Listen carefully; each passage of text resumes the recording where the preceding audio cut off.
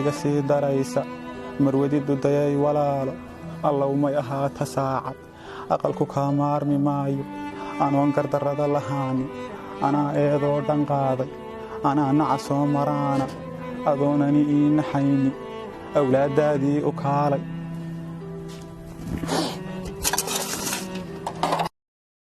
kibirku gabadhyay ma fiicna haddaad baylihisay reerka afar baa lay baneeyey aroortaan sooba guursan iswaal baa daysan weydee adoo wata reerihiinna waraaqdaadii u kaalay wallaahi saakay jarmaaday anaa weelkii xalaaya